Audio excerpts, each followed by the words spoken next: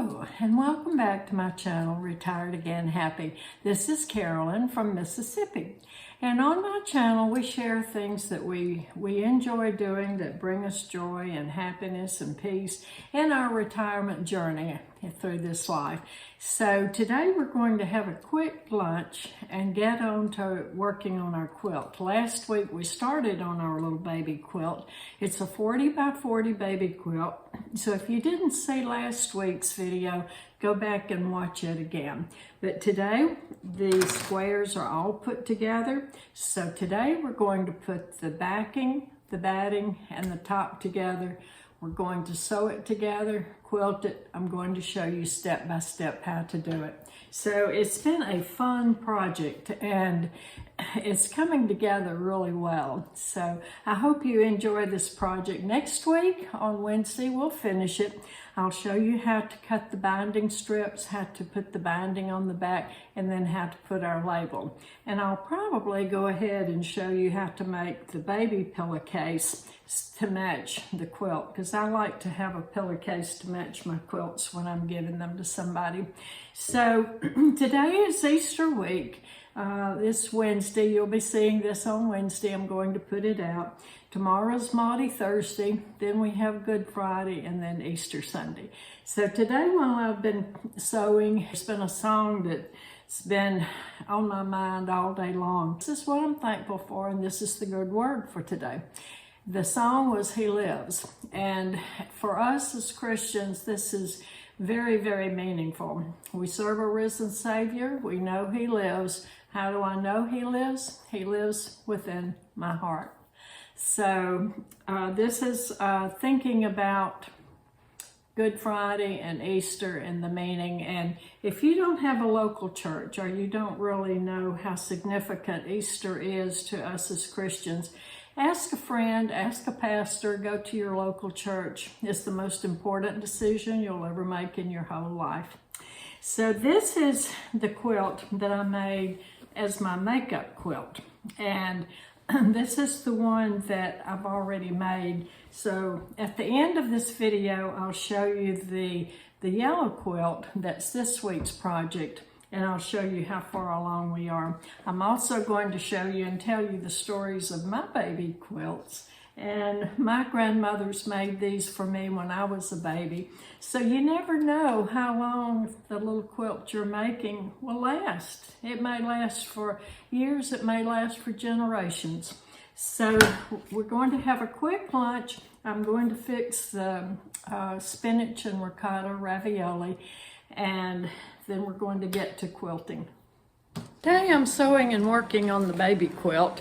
So I'm going to fix a really quick lunch, and my lunch today is going to be the Reina ravioli. This is the spinach and ricotta ravioli. This I already had in my freezer, left from another meal. So this is frugal lunch retirement. This is my Italian, my organic marinara sauce. I'm going to put in my boiler. I put a little bit of hamburger meat and a little bit of onion in there. I'm going to cook that, add my marinara sauce. My boiler has water in it boiling, ready for my ravioli to go in it. So I'll show you when it gets done. So here we are, less than 10 minutes and my lunch is ready, and it's what I already had in the freezers. So you can eat good and you can eat nutritious and still be frugal. So I had about half of that package of my ravioli. I put the sauce on it, the marinara sauce, and then I sprinkled it with the Pecorino Romano cheese, which I got. It was reduced to $3.60 at the grocery store, so I sprinkled that on it. I have my fresh apple, and that's topped with my peanut butter. I found this at the grocery store. It has 0 sugar, 0 salt, so that's great for my diet. And for dessert, I'm going to have the oatmeal chocolate chip peanut butter cookies that I made on Saturday. So it's gonna be a good lunch, and then I'm going to get started back on the quilt. Day 2 on working on the baby quilt. Now this week we have our quilt top all put together. All of the little squares are put together, and the top is 40 inches by 40 inches. So this week we're going to put the back on it, the batting, the top, and then we're going to start quilting it all together. So I had a request to show the baby quilt that I had since I was a baby, because these little baby quilts that we make with our time and our knowledge and our love for whoever we're making it for is really important. So this is one, you'll laugh at this, this is one of the little baby quilts that I have.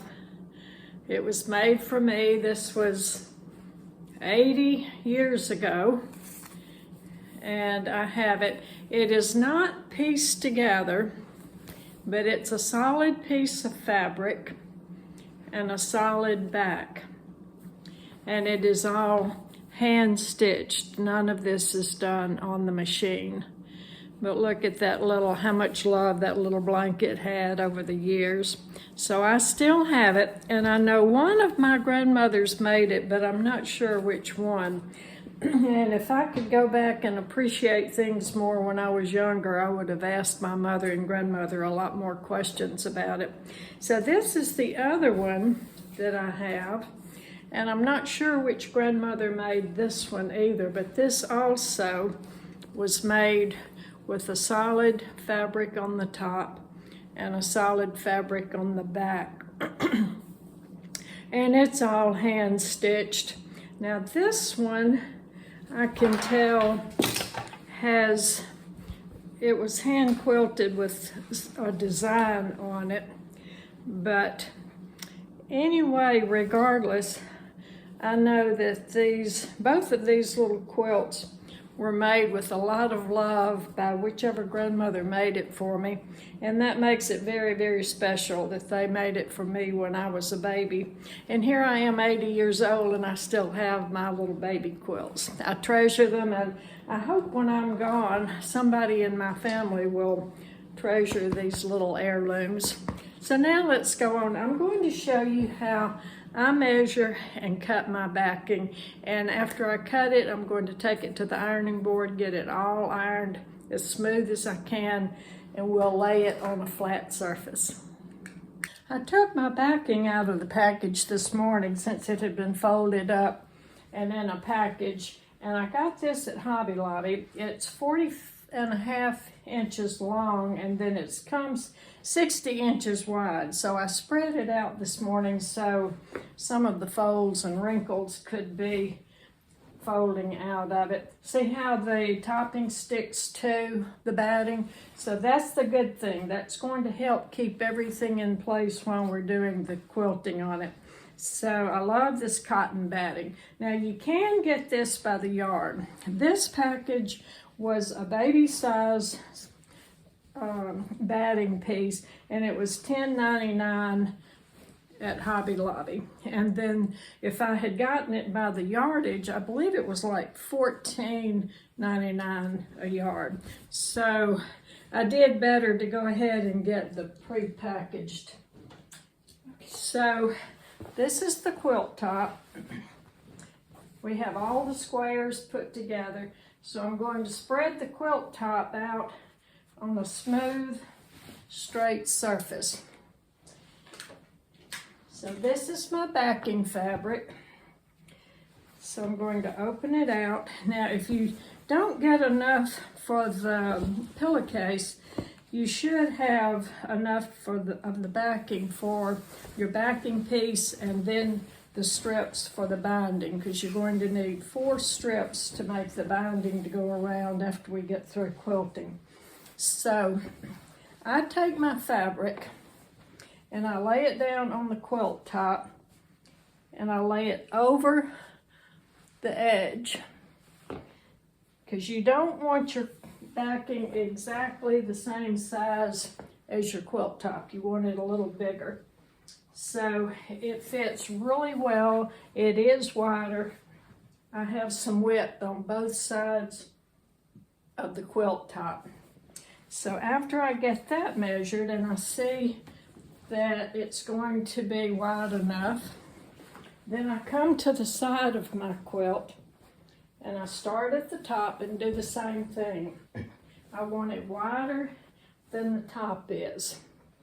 And then I come down to the bottom and allow 1.5 inches to 2 inches. So this is how long I need to cut my backing piece.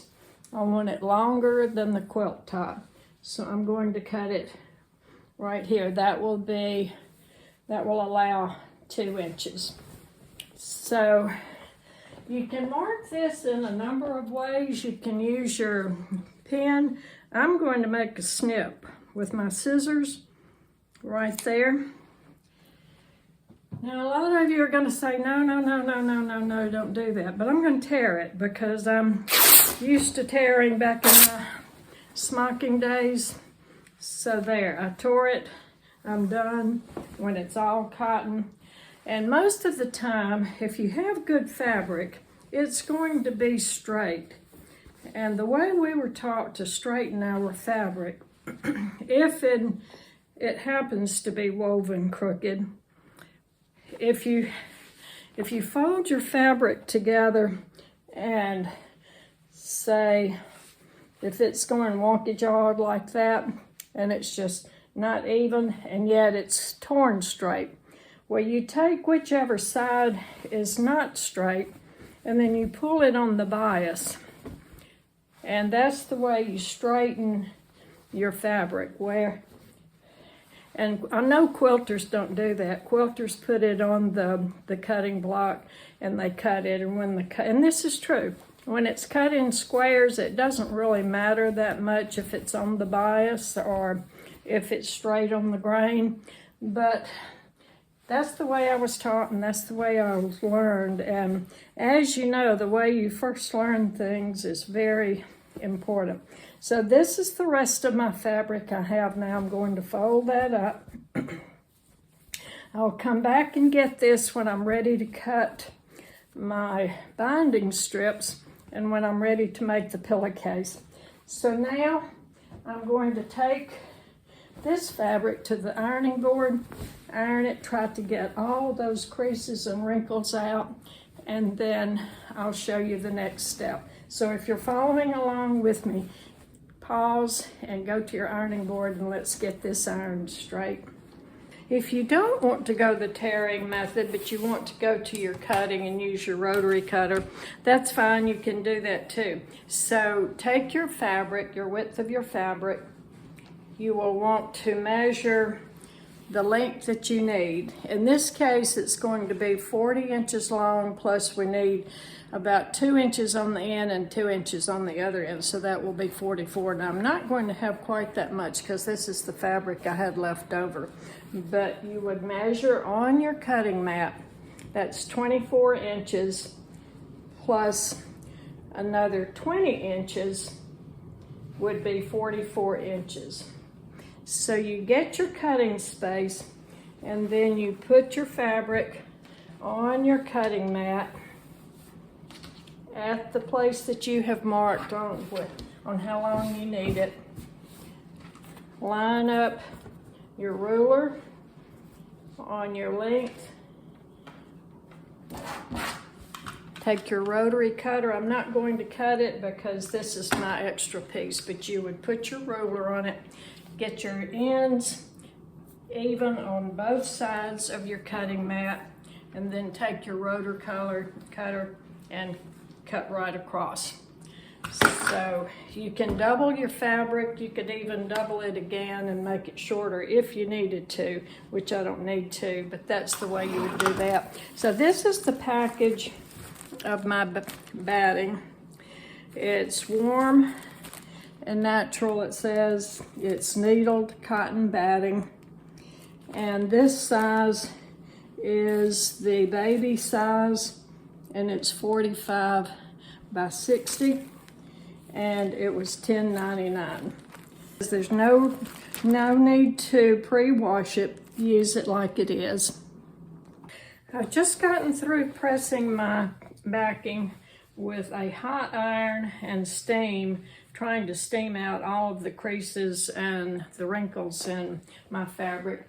And I decided I am going to go ahead and remove the selvages before I put it together. So you can remove your selvages while you have it at the cutting board, cutting your strip, or I'm going to, while I'm at the ironing board, just go ahead and take those selvages off and be done with it.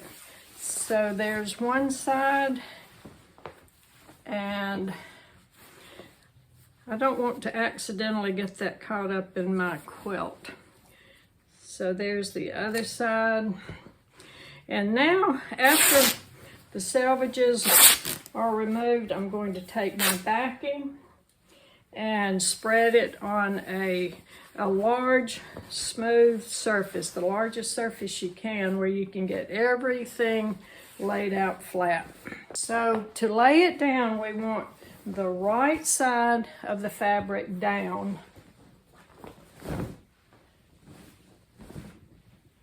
So spread it out, smooth out all the creases, all of the wrinkles, and just keep spreading it until you get it as smooth as you can possibly get it. We don't want any wrinkles or bumps in it at all.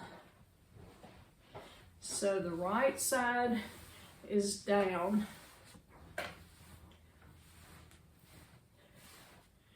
Okay, that's as smooth as I can get it. So after we get the backing laid down, now we're going to take the batting and I have my batting, so I'm going to smooth the batting down. This time I'm going to try to get my edges even on the batting and the backing fabric.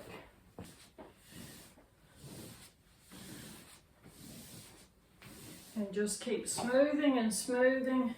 Lift it up, be sure you've got everything straight underneath.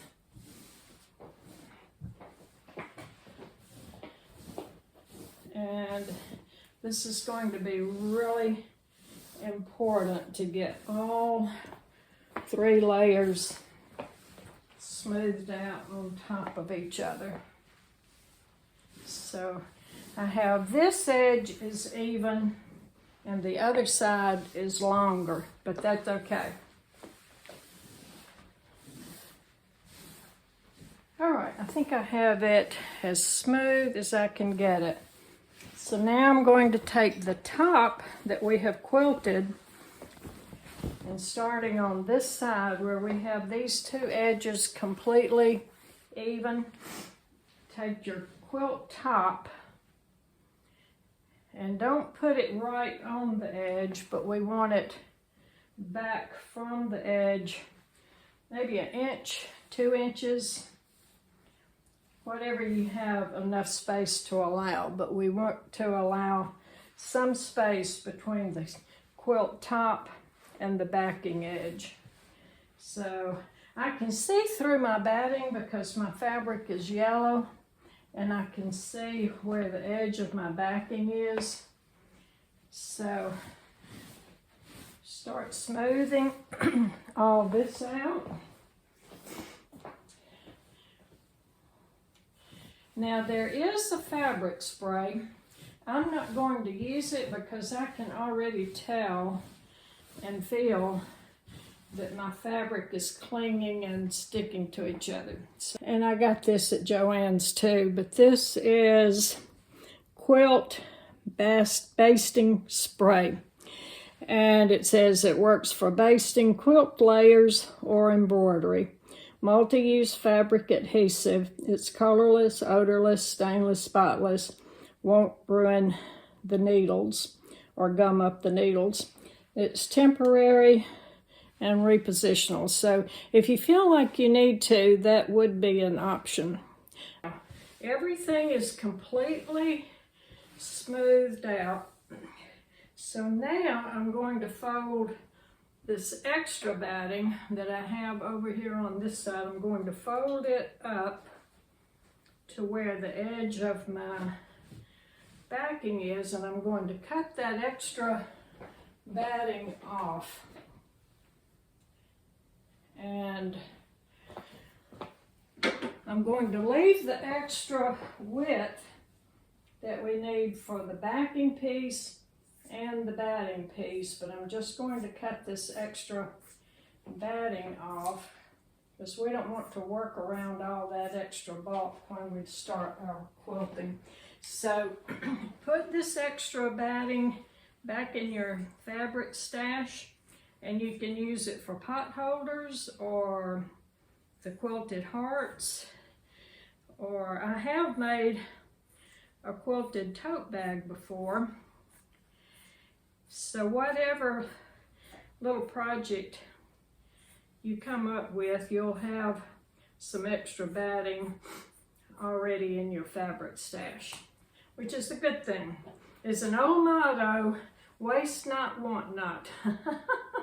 I'm sure a lot of you remember that. So I'm going to fold this extra batting up and put it down in my stash and get it out of my way. The next step I'm going to do is pin my corners together, and this is just to help keep everything in place.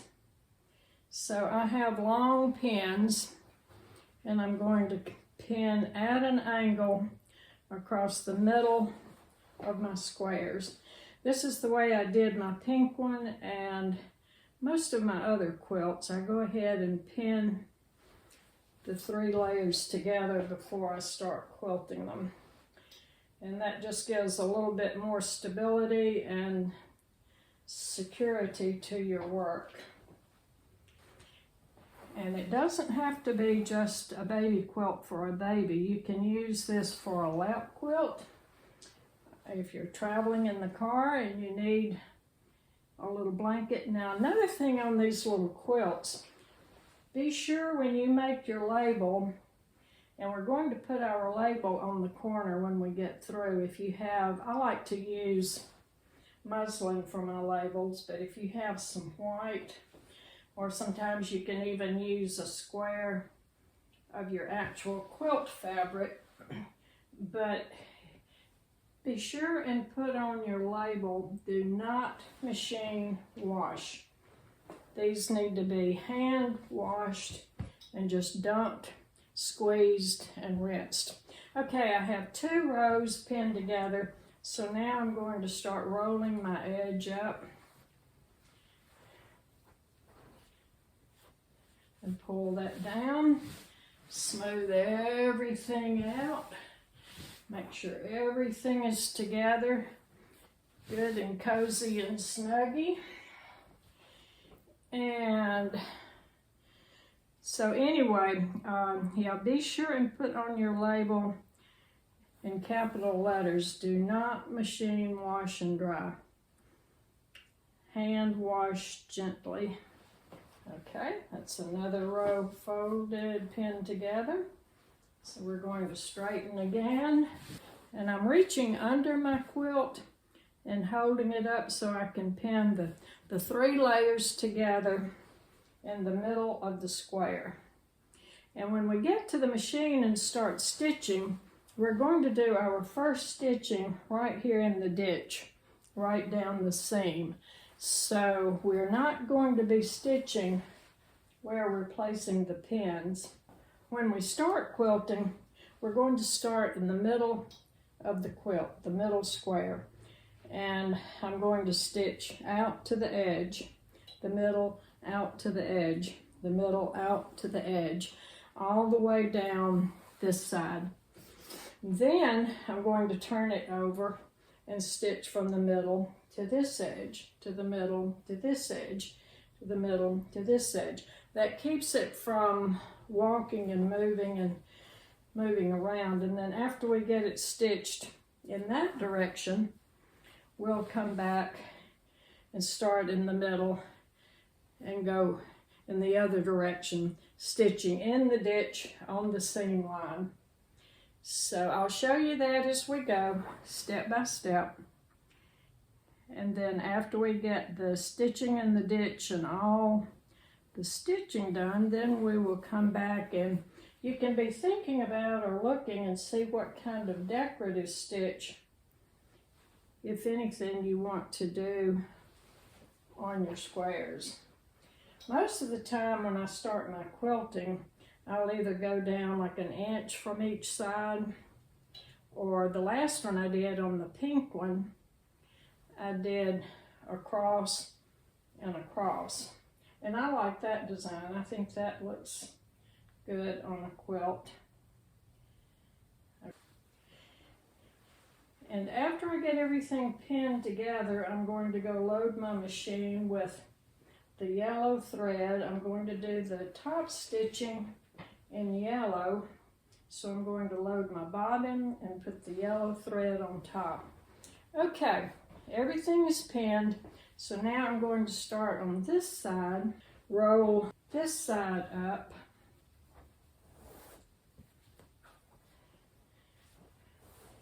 and roll this side down. So now I have it folded where I can get to my middle square.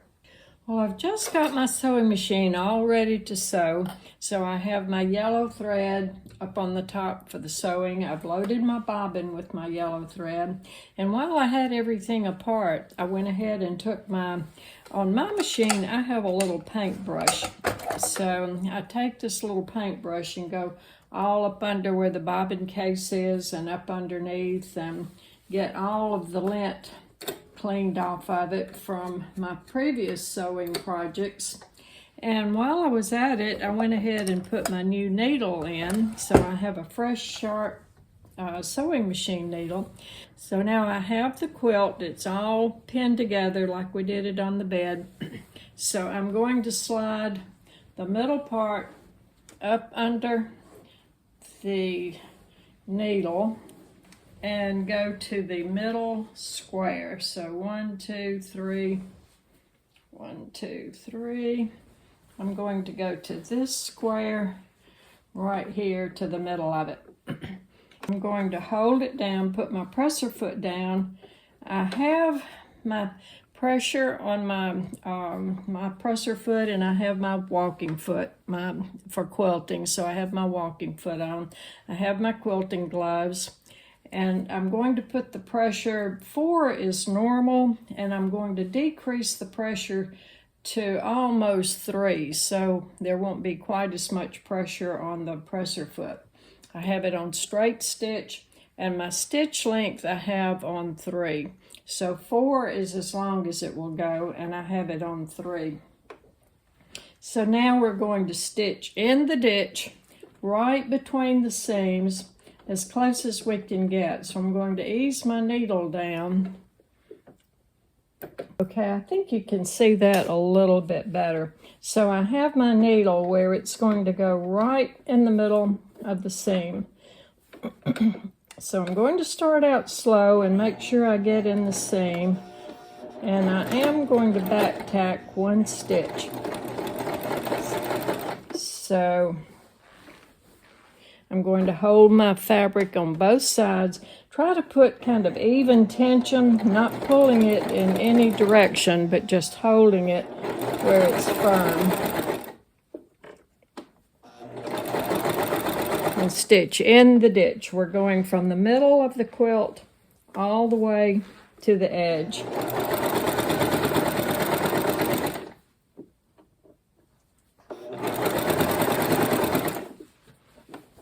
Okay.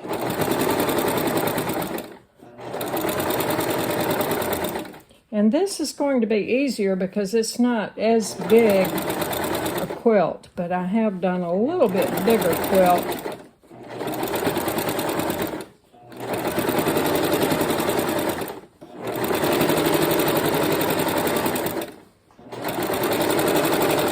Okay, and it's going right between in that seam line.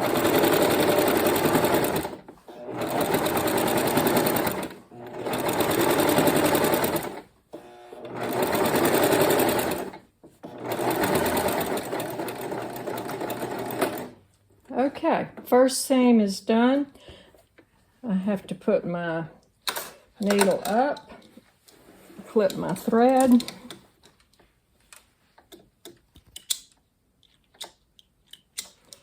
and now I'm going to leave my quilt on the back side, pull it back under the needle, and go down one row. So this is where I started. So I'm going to roll that over one loop and go over to the next seam line. And I'm going to pull my fabric down and then push it back so my thread underneath will go to the back. So I'm going to lower my presser foot, get my needle positioned where it's going to go right in that seam, back tack a stitch, and then go right down this seam. Stitch in the ditch. And I have found if I hold my fabric taut, not tight, not pulling on it, not pressure, but just taut,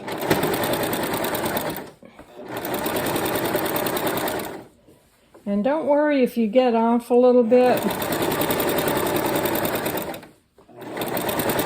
Nobody is perfect, and we used to have a saying in our crochet group that they always had to put a mistake in it somewhere so they would know that it was hand quilted. They said the Amish always put a mistake in it somewhere. I don't know whether that's true or not, but it made us feel good if we went back and found a mistake somewhere.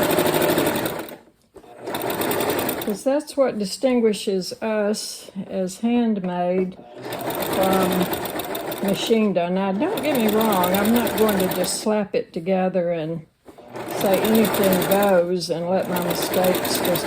I am going to try to get it as near perfect as I can, but I also realize I can't get it perfect. Okay, second seam is done. Clip my threads. Pull it back through.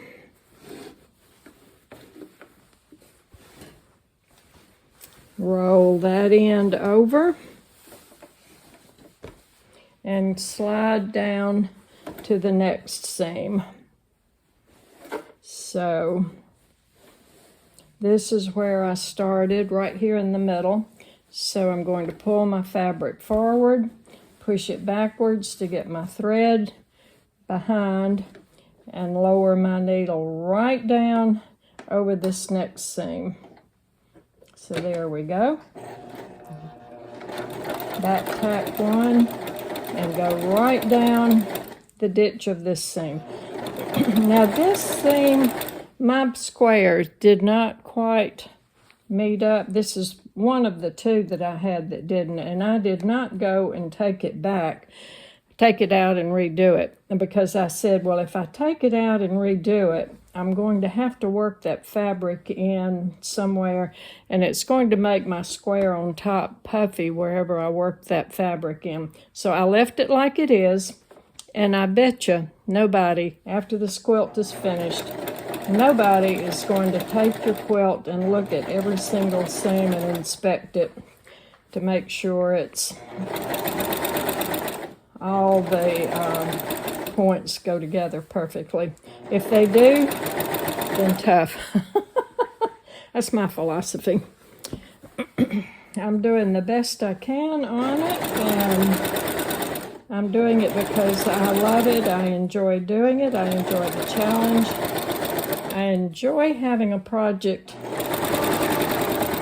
to work on that I look forward to, and something I feel like I'm being productive and creative, and it just gives me a great sense of satisfaction to know that I'm using my time to create something. So there you go. Everybody has their own opinions and way of looking at life. And that's mine. Okay. Back tuck seam, and there's that seam done. Now this is only half the quilt, and don't worry about leaving the ends. We're not going to trim the ends of the threads right now. We will come back and do that at a later time. Roll this end over and come down.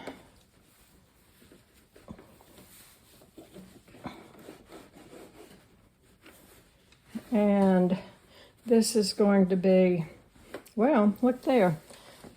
We are already to the edge of the quilt. So what I'm going to do is go ahead and take a seam on the edge of the quilt to secure all three of my layers. This is the middle square that we started on.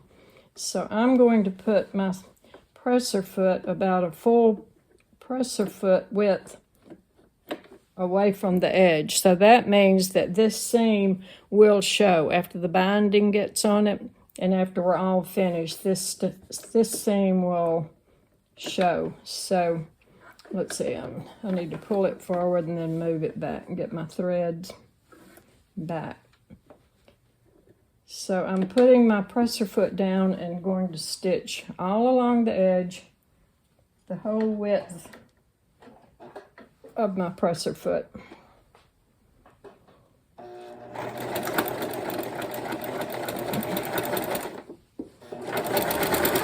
Okay. See how quick that is and how easy that is? It really is going together very well.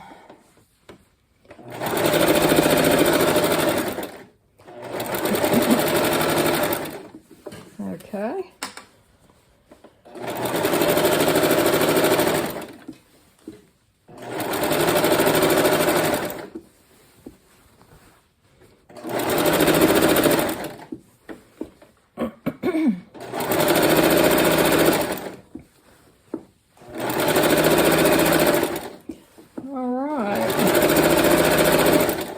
And I did, before I started putting it together, put it on my cutting mat and straightened up all of my edges in case any of my squares were not exactly straight, because I won't start out with them all straight and even. And I'm going to go all the way over the corner, back tacked one, and now we're through with half of it.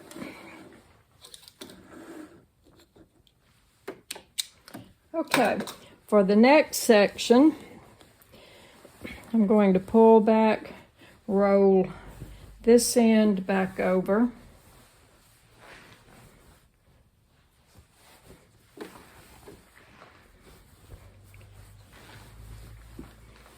and unroll the other end.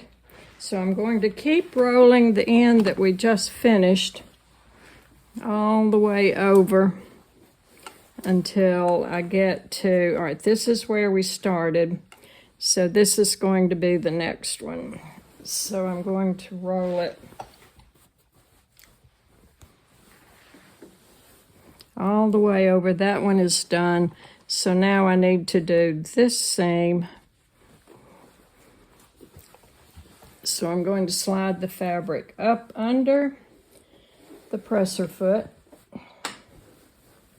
This one is done, so I need to move down.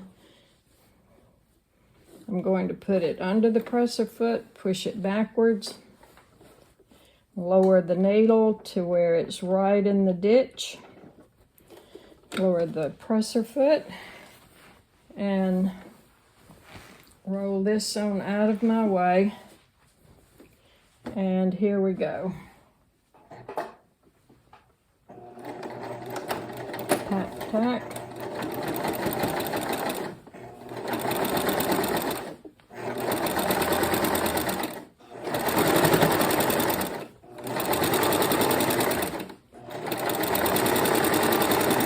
Okay.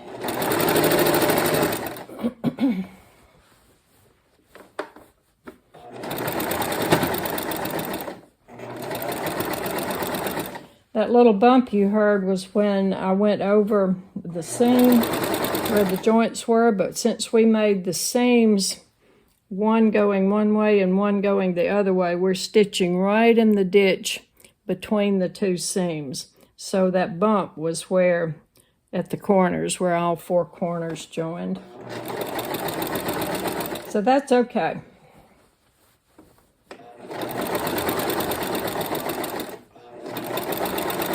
I'm loving this, and it's going fast, and it's going easy, and I'm enjoying it, and I'm going to have a beautiful quilt in no time at all. And you see how my layers are staying together. They're sticking together, clinging together really well.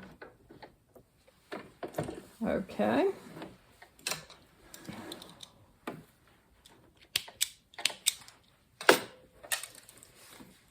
Now back under the presser foot and roll my fabric up under my machine. Now this is the last edge, so evidently I didn't start in the middle of the quilt, but that's okay. I'm closer to being finished than I thought. Okay, and this is where I started, so I'm going to move to this edge of the quilt, bring it forward, slide it back, roll it on up out of the way, lower my presser foot, and you just have to keep working with all of this excess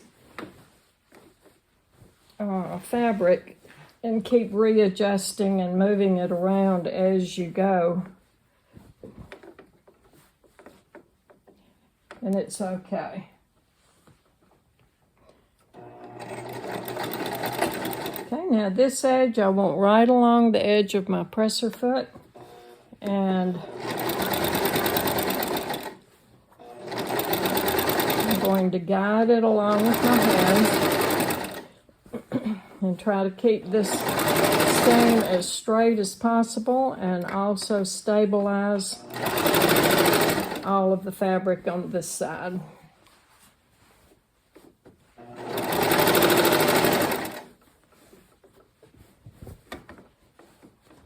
Okay.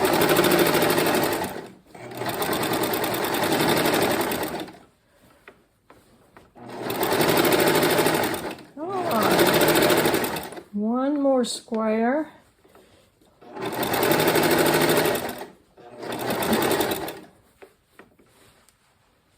Okay, everything's staying lined up beautifully.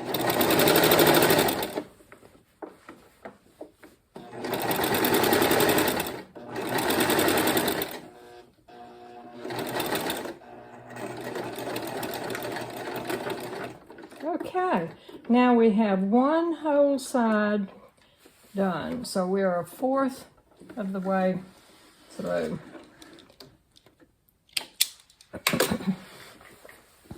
So let's look at what we've done. Everything is looking good. Everything is staying flat. This is what the back side looks like. So I hope y'all are happy and pleased. This is turning out beautifully. Beautifully, beautifully.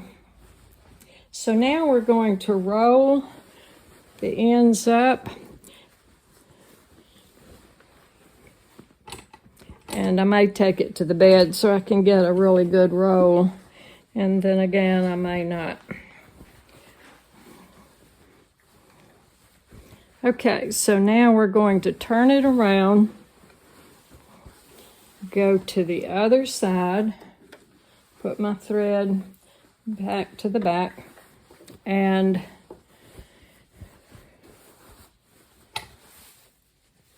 I can roll this at my machine, okay? So I'm going to roll that end over. This end is rolled. And now I'm going to slide the edge of it under my presser foot. This part has been stitched, so I'm going to go all the way down to where I started, which is right here. So now that Mr. Pin's coming out, so we're going to go ahead and take it out and put it back in the pin cushion. So now I'm going to come right to where I started before, put my needle down in the ditch right there, lower the presser foot,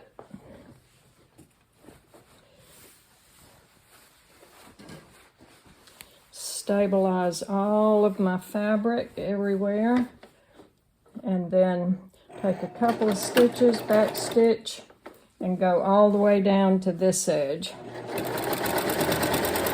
Stitch right in the ditch.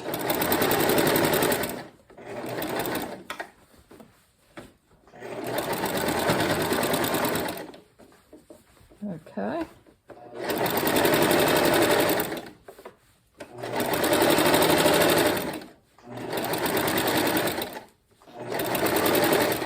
And back tack. Okay. Take it out. Clip the threads. Put it back under the presser foot. Move down to the next row. And this is where I started, so I'm going to roll this end over and come down to right there where I started. Put my needle in the seam line, in the seam, inside the seam. Take the back tack and go forward. So I didn't do a very good job getting my middle square, but that's okay because now I'm closer to being finished than I thought I was. So it helps to hold your fabric to the side, and that helps to keep everything in place and moving along.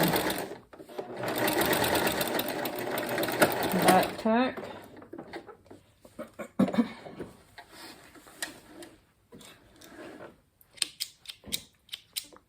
Clip the thread.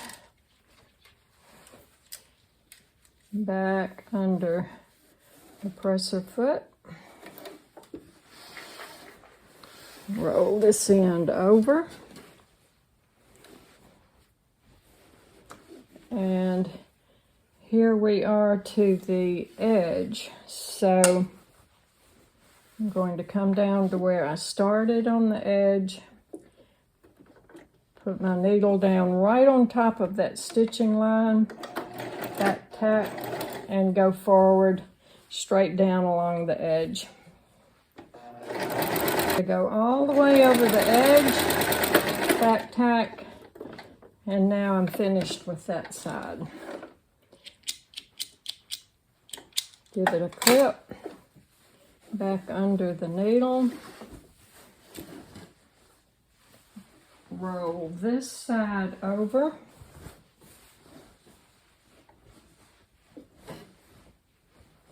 roll it over, roll it over. Okay, that seam has been stitched, so this is the next seam we need to do right there. So I'm going to keep rolling it over under my machine, come over to this next seam, push the fabric back under my presser foot to get the thread back. Nothing I hate worse than starting sewing and my bobbin thread gets all gunked up under there. Then I have to stop, take everything out, cut out all that wad. Okay, back tack and stitch in the ditch all the way down. Back tack.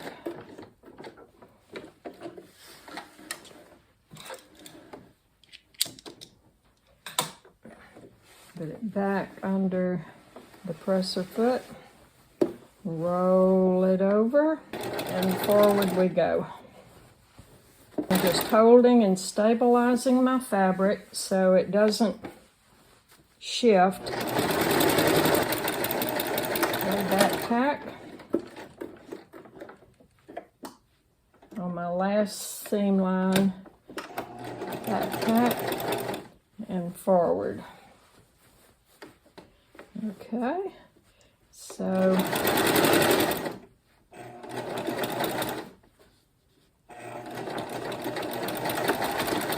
there we go.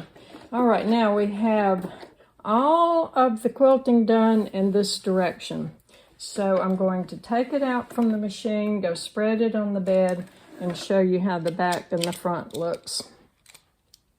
Next, what we will do, we'll roll it up the same way we did that, and then we will stitch all of the seams in the ditch going the other direction. Okay, here is our quilt. We're going to spread it out. I'm going to go ahead and take all the pins out of it. It looks really good.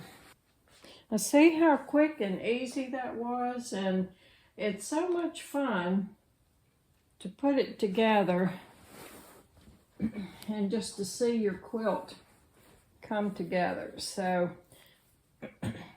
now we've got the first part of the quilting done. So what do you think? Let me know in the comments, and let me know what you think.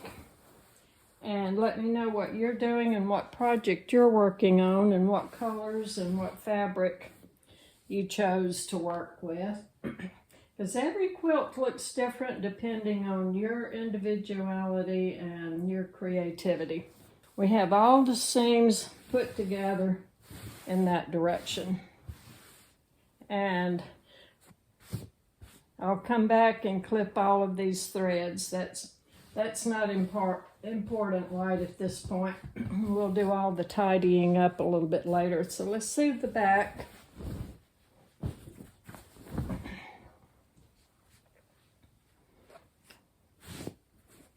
Okay.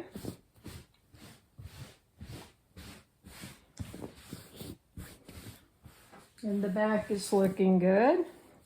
Now tomorrow and the next step, so now we have to do everything in that direction.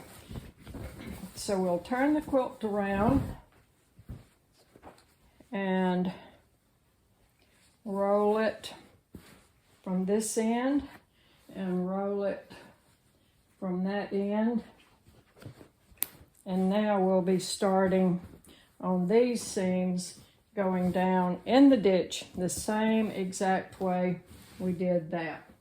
So do that, and then after you get the seams in that direction going down, then we'll meet back up and start the design, decide what kind of design. You can do your quilting design like down in blocks, go all the way down, go all the way down, then come back and go all the way across, all the way across. That makes a really pretty design. If you have a presser foot or something that you can gauge your seams in, you can go from corner to corner and then go back across the corners and do that design. There's just several different, you can do it creative if you want to do a wavy all the way down and then come back and do a wavy in that direction. I've seen that done, and that looks really pretty. So that's something to think about and decide, and we will start the other direction next time we get together.